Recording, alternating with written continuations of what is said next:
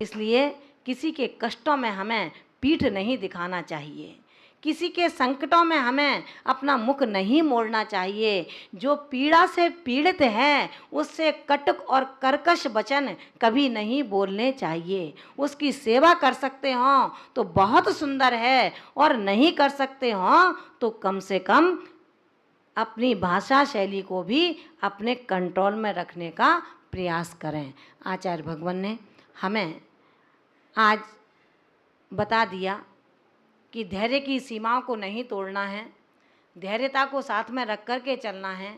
अगर आज धन नहीं है तो कल धन जरूर होगा, यदि हमने कहीं किंचित भी आहार दान, जिनेंद्र प्रभु की पूजन, जीर्णोद्धार, जिन चैत्य चैत्यालयों का निर्माण कराया होगा, किसी को 2 रोटी का दान दिया होगा, तो निश्चित दिन वो आएगा आपके जीवन में कि आप भी अपने धर्म और धर्मात्मा के बीच में अपनी आत्मा को भी अंतरात्मा बना करके परमात्मा का श्रेय प्रदान कर सकते हैं। आचार्य भगवान ने हमें 29 कारिकाओं के माध्यम से श्रावकत्व की उस भूमिका का परिचय कराया जो हमसे काफ़ी दूर रहा होगा। हम पढ़ते हैं लेकिन पढ़ते उतना ही है जितना हमारे मतलब का है, और जो हमारे मतलब का नहीं है उसको फटाफट पलट देते हैं एल्बम की तरह।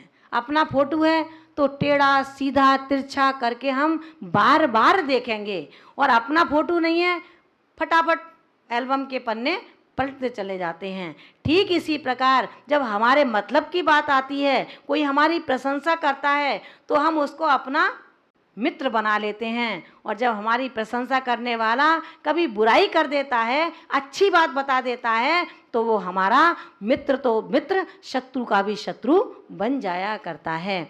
आचार्य भगवान कहते हैं, विनय संपन्नता, हे रे मानव तेरा बहुत बड़ा गुण है। जब तू विनय संपन्न हो जाएगा तो ध्यान रखना 16 तावों का दूसरा ताव प्राप्त कर सकता है। 16 तावों का जब तक स्पर्श तुझे प्राप्त नहीं होगा तब तक तू शुद्ध सोना बन नहीं सकता है।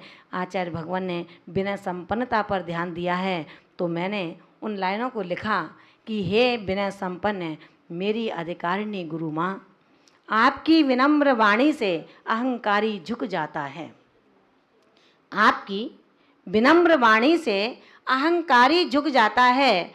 आपकी ज्ञान संपन्नता से तार्किक भी रुक जाता है। सहज सरल वृत्ति बालक को अपना लेती है। आपकी पवित्र विशुद्ध चित्त सैया पर माँ भारती भी अधिकार जमा लेती है।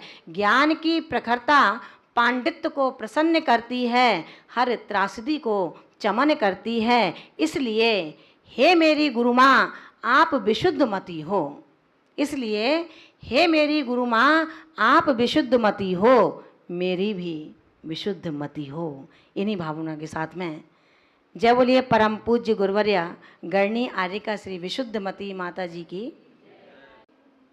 आचार्य भगवंत कुनकुन स्वामी ग्रंथराज रेणसार के अंतर्गत नाना कारिकाओं के माध्यम से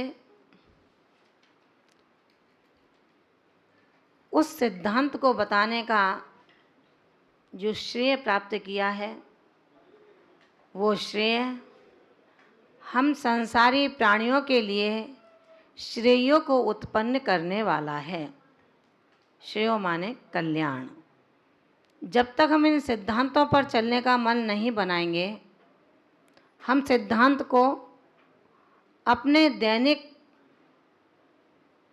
आचरण से नहीं जोड़ेंगे, सुख और दुख में कर्म सिद्धांत को साथ में रखेंगे,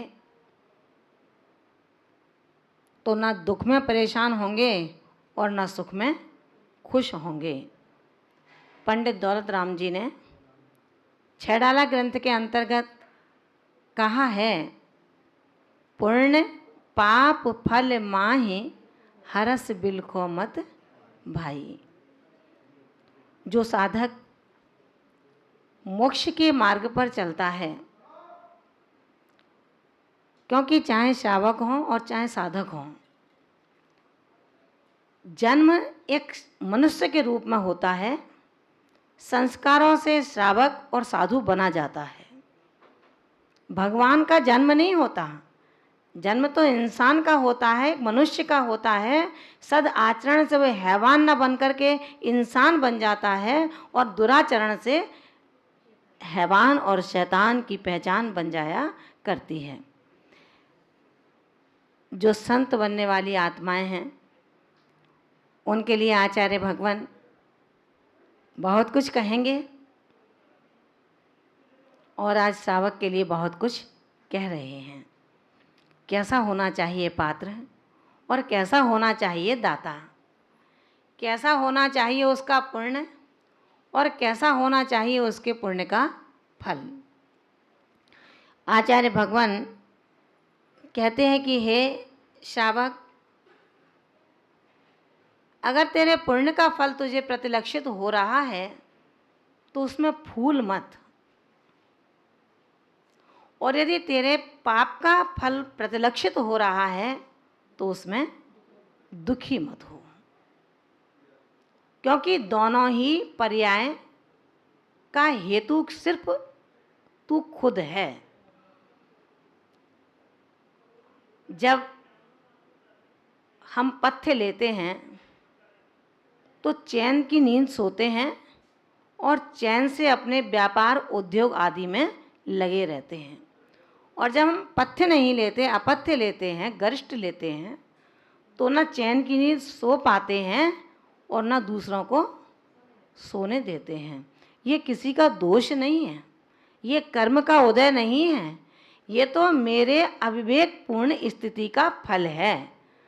जब भोजन में नाना प्रकार के व्यंजन आए और मैंने अपने शक्ति को ना देख करके उसको ग्रहण कर लिया, तो निश्चित बात है वो भोजन रस आदि में परिवर्तित नहीं होगा, वरन वो भोजन मल आदि में परिवर्तित हो जाया करता है।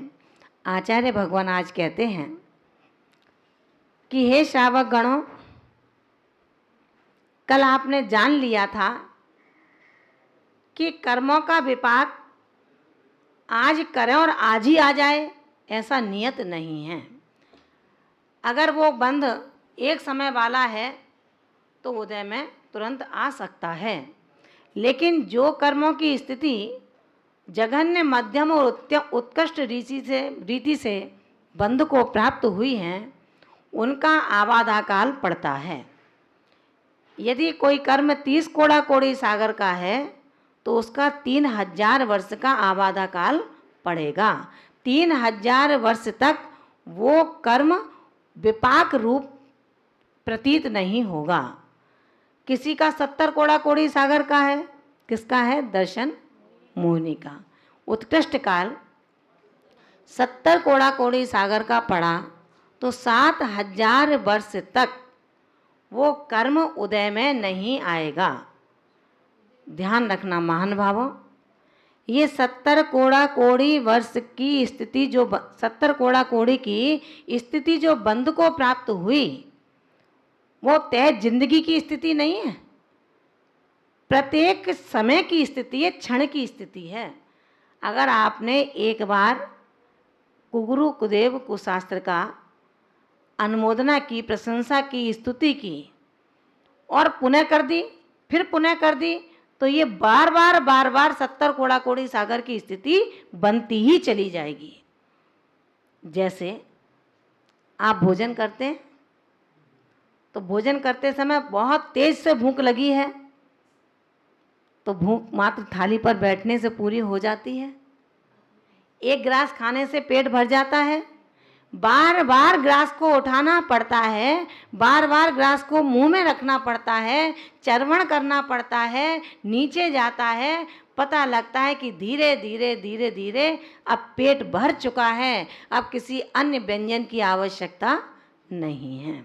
लेकिन इन कर्मों का पेट कभी नहीं भरता है। बंध की स्थिति हमारे जैसे जैसे विचार हैं, हमारी जैसी जैसी क्रिया है, हमारा जैसा जैसा आचरण है, तदनुरूप कर्म जो पुद्गल वर्गणाएं हैं वह कर्म पने संज्ञा को प्राप्त होती रहती हैं। आचार्य भगवान यहाँ कहते हैं, इसलिए कल आपको बताया गया था कि दानी और लोभी, अगर लोभी को ऐश्वर्य की प्राप्ति होती है, धन की प्राप्ति होती है, परिवार सुखी दिखाई देता है, दुकान चलती हुई दिखाई देती है, तो दानी आत्मा ये विचार ना करे कि देखो मैं रोज मंदिर जाता हूँ, रोज दान करता हूँ, रोज चौका लगाता हूँ, रोज भैया वृत्ति करता हूँ, आगत अतिथियों को लेने जाता हूँ और जाते हुए अतिथियों को छोड़ने जाता हूँ, उसका फल ये मिलता है कि पड़ोसी जो रोज अय्याशी करता है, कोई भी तो अवगुण ऐसा नहीं है जो इसके अंदर ना हो, लेकिन फिर भी उसको खाने तक की फुर्सत नहीं मिलती, इतने ग्राहक उसकी दुकान पर हैं। महान भावों,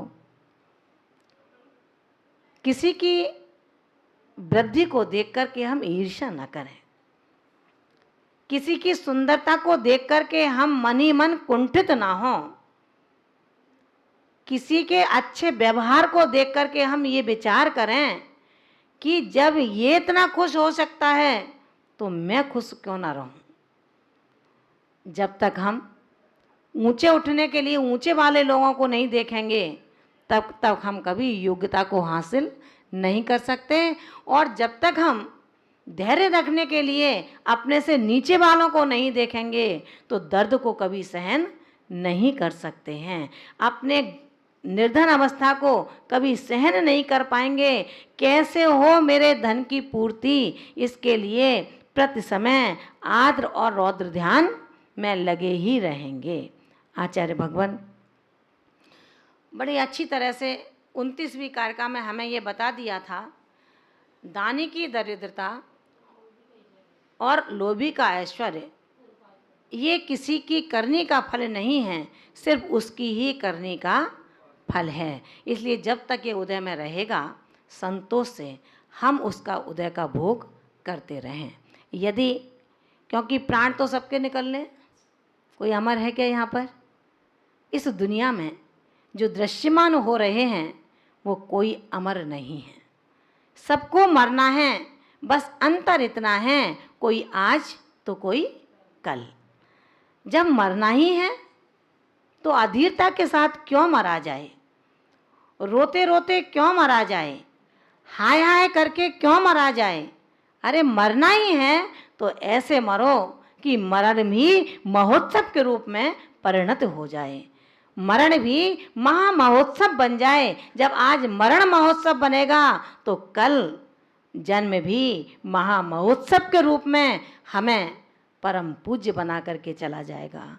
इसलिए आचार्य भगवान कहते हैं, सुख और दुख कब होता है, अगली 30वीं कारिका में सुख और दुख कब होता है, इसको आचार्य भगवान आज यहाँ पर हमें बताने के लिए चलते हैं।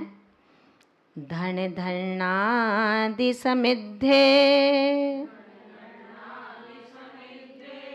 सुहम जहाँ होद सब जीवाणम,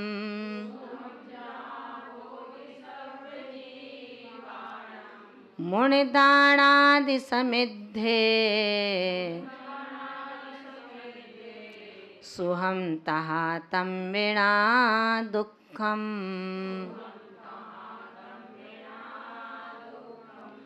धन धनादि समिद्धे सुहम जहाँ होद सब जीवाणम,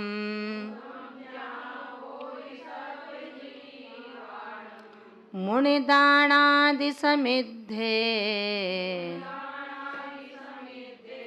सुहम तहा तम विना दुखम।